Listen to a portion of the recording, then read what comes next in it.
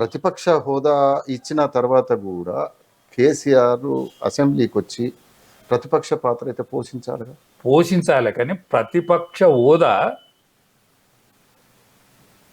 ప్రజలు ఇచ్చిండ్రు. ప్రజలు ఎట్టిచ్చిండ్రు? పంచుకున్న బీజేపీ పంచుకున్న ఓట్లతోటి వాళ్ళ రిజల్ట్ వచ్చింది తప్ప బీజేపీ గెలవని ఓట్లు సంపాదించింది. మొన్నటి ఎన్నికలలో పరిశీలిస్తే వాళ్ళకు ఓట్లు వచ్చినాయి, కానీ గెలిచే ఓట్లు రాలేదు. టీఆర్ఎస్ని గెలిపించే ఓట్లు వచ్చినాయి. ఇప్పుడు రిజల్ట్ అంతా నీకు హైదరాబాద్ చుట్టే ఉన్నది, వీళ్ళకు గ్రామీణ ప్రాంతంలో లేదు. ఇప్పుడు మన ఉత్తర తెలంగాణ ఉన్నది, దక్షిణ తెలంగాణ ఉన్నది, వచ్చిందా రిజల్ట్? హైదరాబాదు ఈ దక్షిణ తెలంగాణ ఏదైతున్నదో, ఈ ప్రాంతం ఏదైతున్నదో, ఈ ప్రాంతంలో బీజేపీ కాంగ్రెస్ పార్టీని ఓడించే ఓట్లు బీజేపీకి వచ్చినాయి. అది టీఆర్ఎస్ గెలిచేటువంటి అవకాశం ఏర్పడ్డది తప్ప ఒరిజినల్గా వాళ్ళు ఇబ్బంది ఉన్నోళ్ళే కదా.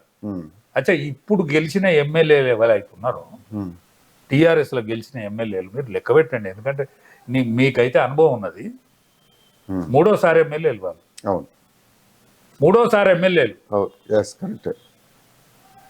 అయినా ఈ ముడగొడుకులు అద్దురా అంటే ఈ ఓట్లు చేలిన కింద వీళ్ళు కనిపిస్తారు.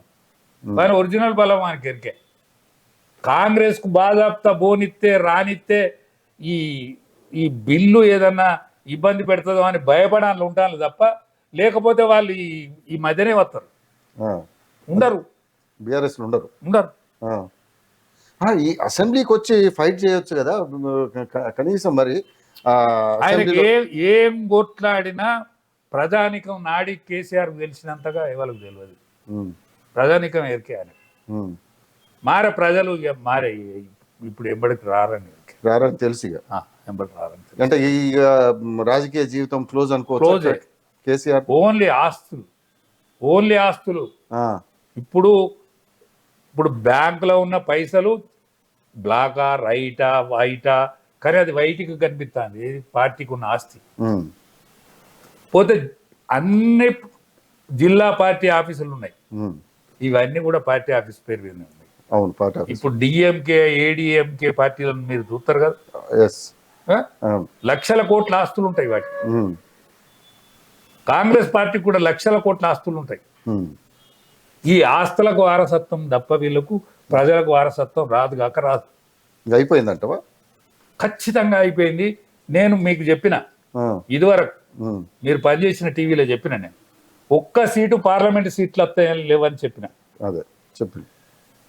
కేసీఆర్ ఓడిపోతాడని చెప్పిన. ఏ రాజకీయ పార్టీ చెప్పలే. రాజే యాదవ్ అష్టైశ్వర్యాలతో ఉన్నోడైనా లెక్కకచ్చు, లేకపోతే ఒక మాజీ ఎమ్మెల్యేనైనా లెక్కకత్తును. ఆ రాజే యాదవ్ అనే తోడు చెప్పిండా అని అందరూ. ఎందుకంటే నాకు భుజ కిరీటాలు లేవు కాబట్టి, నేను మాట్లాడింది మామూలు ఛానల్ కాబట్టి, ఈ ఛానల్కు ఉండే పాపులర్ ఎంతో తెలియదు కాబట్టి, నేను ఎరికే మందికి తెలంగాణ ఉద్యమం నన్ను ఏం చేసిందంటే, కేసీఆర్ నాకు పుణ్యం ఏం చేసిందంటే, నన్ను ఏం చేయకపోయినా ఏం చేసిందంటే, నేను కాన్స్టిట్యున్సీ పోతే 100 మంది నన్ను గుర్తుపడతారు. ఒక ఊళ్ళో 5గురు వస్తారు. నేను ఏదన్నా పెళ్ళికి పోతే కనీసం 10 మంది వచ్చి మాట్లాడతారు, రాజన్న బాగున్నావు అని. ఈ పుణ్యం అయితే కట్టుకున్నాడు ఆయన. ఎట్లా అంటే ఇక ఈ రాజకీయ జీవితం ఇంతటితో చాలించినట్టేనా కేసీఆర్? ఖచ్చితంగా రాజకీయ జీవితం ఆయనే కాదు, ఆయన కుటుంబం కూడా ఆలోచించడం కరెక్ట్ కాదు. కానీ వాళ్ళు ఆలోచిస్తారు, కానీ వాళ్ళు విధి లేక ఇయ్యాల కూడా క్షమాపణ చెప్పే గుణంలో లేరు. చూడండి మీరు కేటీఆర్ను, ప్రజలు ఓటేయక తప్పు చేసినామని అంటాడు తప్ప మేం పొరపాటు చేసినాం అనేటువంటి మైండ్స్ కత్తలేదు. అంటే తెలంగాణ ప్రజలు పొరపాటు నొప్పుకుంటే క్షమిస్తారు కదా. పొరపాటు నొప్పుకుంటే క్షమిస్తారు, కానీ ఆ నిర్ణయం కేటీఆర్ కానీ ఎవరికి కానీ లేదు. మైఫన్ బతుకుతాను వాళ్ళు అంతే. ఇప్పుడు 2 మైఫన్లు ఉన్నారు. మన ముఖ్యమంత్రి గారు ఏం మైఫన్లు ఉన్నాడు? నేను కేసీఆర్ అపోజిట్లో గెలిచిన తెలంగాణ ప్రజలు నాకు బ్రహ్మరథం పట్టిండనే మైఫన్లు ఈయన ఉన్నాడు. ఈయన మధ్య కేసీఆర్ మధ్య పంచాయతీ జరగలే. ఈయన మధ్య కేసీఆర్ మధ్య పంచాయతీ జరిగితే కేసీఆర్ వెళ్తాడు. ఉమ్. ఈయన మధ్యలో కేటీఆర్ మధ్యలో నడిచిందంట. కాదు, ఆ తెలంగాణ వాదుల మధ్య బీఆర్ఎస్ మధ్య జరిగిన పంచాయతీలో రేవంత్ రెడ్డి వచ్చింది. రేవంత్ రెడ్డికి రాలే, కాంగ్రెస్ పార్టీ వచ్చింది. కాంగ్రెస్ పార్టీ వచ్చింది. ఎందుకంటే బీజేపీ కోటైతే మురిగిపోద్దాం అనేటువంటి భయంలా కాంగ్రెస్ పార్టీని ఎంకులాడుకొని వేసి లోట్లు. కాంగ్రెస్ పార్టీ క్యాండిడేట్ కనిపించలే, పరారులు ఉన్నారు. నెక్స్ట్ కేసీఆర్ పోటీ చేస్తాడు అనుకోవచ్చా అని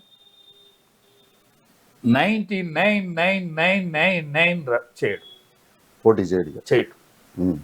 ఆస్తులు కాపాడుకుంటూ ఉండాల్సిందే, రెస్ట్ తీసుకుంటాడు ఇక. ఆయన రెస్టే తీసుకుంటాడు. కేటీఆర్ అంటాడు మెసులుతా అంటాడు అంతే దీనికోసం. అంటే కేటీఆర్ అట్లా అనుకుంటలేడు సుమా. సచ్చుకుంటా తెలంగాణ ప్రజానీకం మనలో ఒప్పుకుంటది అనేటువంటి భ్రమల బతుకుతాడు. ఇంకా భ్రమలే ఉన్నారు. ఆ భ్రమలు ఉన్నాడు, ఆ టెంపరమెంట్ ఉన్నది. ఆ ఫేస్ లో చూడండి మీరు, పశ్చాత్తాపం ఉన్నదా, మేము ఇంత అంత పొరపాటు చేసినాం అనేది ఉన్నదా? ప్రజలు పొరపాటు చేసిందని అనుకుంటాను. ప్రజలు పొరపాటు చేసిందని చెంపలేసుకొని మనకు సచ్చుకుంటా ఓట్లు వేయాలి వాళ్ళు అని అనుకుంటాను. కానీ ఒక్కటి మాత్రం నేను నిజం చెప్తాను మీకు, లీడర్ బీజేపీకి లేడు, గ్రామీణ లీడరు బీజేపీకి లేడు. గ్రామీణ లీడరు టీఆర్ఎస్కి ఉన్నారు, కాంగ్రెస్ పార్టీకి ఉన్నాడు. అధికారం ఉన్నది కాబట్టి కాంగ్రెస్ పార్టీకి ఉన్నాడు. బీఆర్ఎస్ గ్రామీణ లీడర్ బీఆర్ఎస్కి ఉన్నాడు. కానీ బీజేపీకి లేడు. బీజేపీకి లీడర్ లేడు. క్యాడర్ ఉంది. క్యాడర్ ఉన్నది. క్యాడర్ అంటే క్యాడర్ వీళ్ళు తయారు చేసింది కూడా కాదు, బీజేపీ తయారు చేసిన క్యాడర్ అనుకుంటే కూడా అబద్ధమే. ఎందుకంటే నేను బీజేపీలో మెదిలిలోనే. ఇప్పుడు నేను అద్వానీ గారు ఆల్ ఇండియా అధ్యక్షుడు ఉన్నప్పుడు ఉమ్మడి వరంగల్ జిల్లాకు అధ్యక్షుడు నేను బీజేపీకి. కానీ మేము ఆనాడు విస్తృతంగా లేము. ఈనాడు కూడా 8 అసెంబ్లీ గెలిస్తే 8 పార్లమెంట్ గెలిచిందంటే 8 ఏళ్ళు 56 సీట్లు గెలిచినట్టు. 56 సీట్లకు తగ్గటువంటి యంత్రాంగం మాత్రం బీజేపీకి కూడా లేదు. కానీ ప్రజలు ఒకప్పటి ప్రజానీకానికి ఈనాటి ప్రజానీకానికి ఆ సేతు హిమాచలం ఏం ఆలోచన చేస్తుందో అట్లా ఆలోచన చేసేటువంటి కెపాసిటీ జనాలకు వచ్చింది. అందులో తెలంగాణ ప్రజానీకంతో ఆల్ ఇండియా పోటీ పడదు. యావత్ భారతావని కూడా తెలంగాణ ప్రజానీకం కోసం పోటీ పడరు. ఒక్క రూపాయి లేదు మన కాంగ్రెస్ పార్టీ గెలిచినప్పుడు. తప్పించుకొని తిరిగిండ్రు. మన వరంగల్ జిల్లాలో అయితే తప్పించుకొని తిరిగిండ్రు ఎమ్మెల్యేలు. ఇవాళ ఎమ్మెల్యేలుగా గెలిచిన వాళ్ళు ఎవ్వరు కూడా కనిపించకుండా తిరిగి, ఒక సురేఖ లాంటిగా వాళ్ళు ప్రజానీకంతో ఉన్నోళ్ళు కాబట్టి వాళ్ళు చలామణిగా తిరిగిండ్రు. కానీ చాలా మంది తప్పించుకొని తిరిగిండ్రు.